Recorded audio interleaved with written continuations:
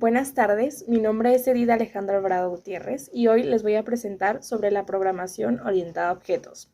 Les voy a dar una breve explicación de lo que he aprendido hasta ahorita de la misma. Empezaremos partiendo con definir qué es la programación orientada a objetos. La programación orientada a objetos es un modelo de programación en la que el diseño de software se organiza alrededor de datos y objetos, en vez de usar funciones y lógica. Un objeto se puede definir como un campo de datos con atributos y comportamientos únicos. Por lo tanto, la principal característica es que soportan objetos, que tiene un tipo o clase asociada. Estas clases pueden heredar atributos de una clase superior o superclase. Por esta razón, este enfoque de programación se utiliza en programas grandes y complejos que se deben actualizar con cierta seguridad.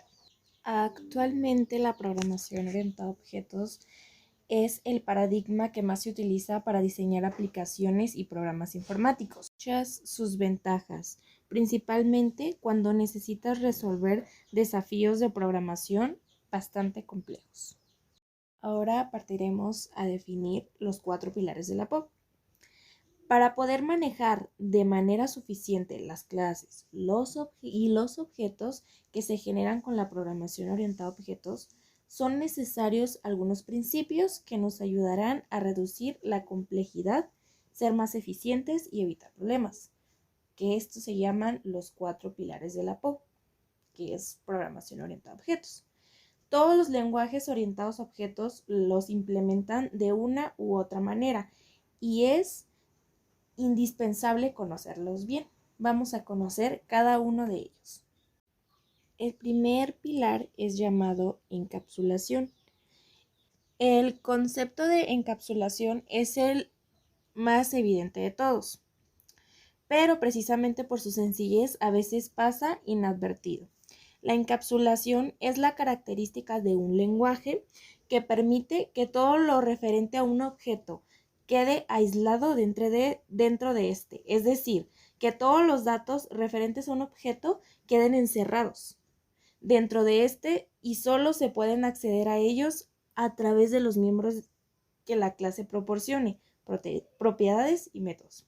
Por ejemplo, en el caso de las personas que estamos viendo toda la información sobre estas, nombre, apellido, edad y cualquier otro dado interno que se utilice y que no necesariamente se ve desde el exterior del objeto. Este circunscrito al ámbito de dicha persona. Así, internamente tenemos un dato que es el nombre de la persona y accedemos a él a través de la propiedad pública, el nombre, que define la clase que representa a las personas. De este modo damos acceso solo a lo que nos interese y del modo que nos interese. En un lenguaje tradicional tendríamos que montar alguna estructura global para almacenar esa información y luego acceder ordenadamente a ella sin mezclar los datos de una persona con los de otra. El siguiente concepto, que es la abstracción, es muy relacionado con el anterior. Como la propia palabra indica, el principio de abstracción lo que implica que la clase deberá representar las características de la entidad hacia el mundo exterior, pero ocultando la complejidad que llevan emparejada, o sea, nos abstrae de la complejidad que hay adentro, dándonos una serie de atributos y comportamientos, propiedades y funciones que podemos usar sin preocuparnos de qué pasa por dentro cuando lo hagamos. Así una clase y por lo tanto todos los objetos que se crean a partir de ella deben exponer para su uso solo lo que sea necesario, como se haga. Por dentro es irrelevante para los programas que hagan uso de los objetos de esta clase. En nuestro ejemplo de las personas de un juego, puede ser que tengamos un dato interno que llamamos energía y que nunca es accesible directamente desde fuera. Sin embargo, cada vez que la persona anda o corre, si tuviésemos un método para ello, gasta energía y el valor de este dato disminuye. Cuando la persona come, el valor sube en función de lo que haya comido. El tercer pilar del cual hablaré es la herencia. Desde el punto de vista de la genética, cuando una persona obtiene de sus padres ciertos rasgos, ya sea el color de los ojos, de la piel, una enfermedad genética y etc., se dice que los hereda. Del mismo modo, en la PO, cuando una clase hereda de otra, obtiene los rasgos que tuviese la primera, dado que una clase es un patrón que define cómo es y cómo se comporta. Una cierta entidad, una clase que se hereda de otro, obtiene todos los rasgos de la primera y añade otros nuevos. Y además, también puede modificar algunos de los que ha heredado.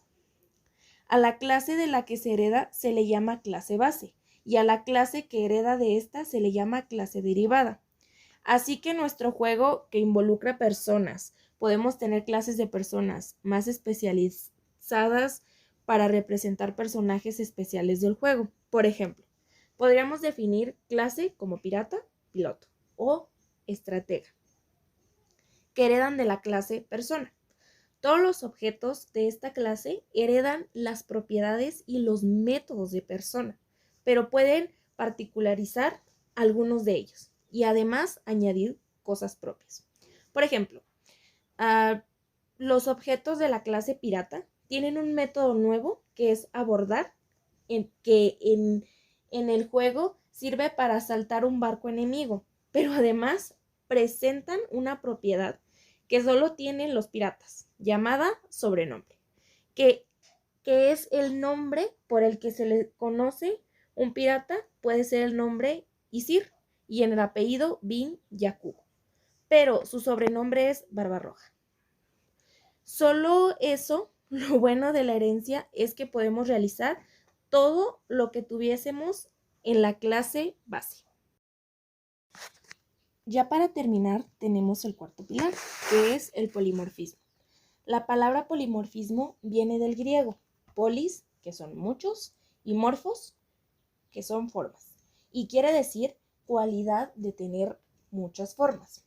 En Poe, el concepto de polimorfismo se refiere al hecho de que varios objetos son de diferentes clases, pero con una base en común.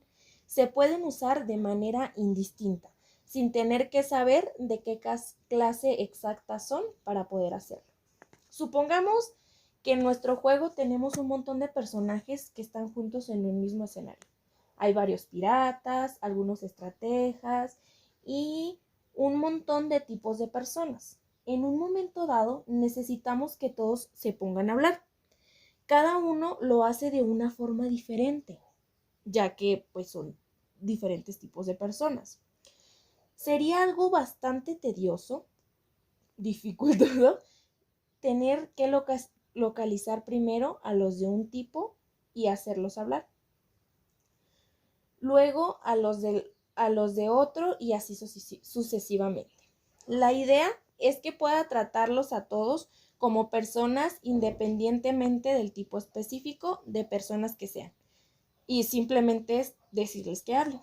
Al derivar todos de la clase persona, todos pueden hablar y al llamar al método hablar de cada uno de ellos se utilizará el proceso adecuado según el tipo. Los piratas meterán sus expresiones adicionales que hemos visto. Los pilotos dirán, entramos en pista, a lo que o lo que sea. Y los estrategas añadirán a todo. Déjame que lo piense bien. Todo esto de una manera transparente para el programador. Esto es el polimorfismo. De hecho, el polimorfismo puede ser más complicado que eso, ya que se puede dar también mediante la sobrecarga de métodos y sobre todo a través del uso de interfaces. Pero el concepto es el que acabo de explicar. El polimorfismo nos permite utilizar a los objetos de manera genérica, aunque internamente se comporten según su variedad específica. Gracias a estos 4 principios que cumplen todos los lenguajes orientados a objetos, se facilita mucho la programación en ciertos tipos de problemas. Cada lenguaje tiene su sintaxis específica para crear objetos y expresar los 4 pilares. Esto ha sido todo de mi parte. Espero y les haya servido de un poquito de ayuda y muchas gracias. Hasta la próxima.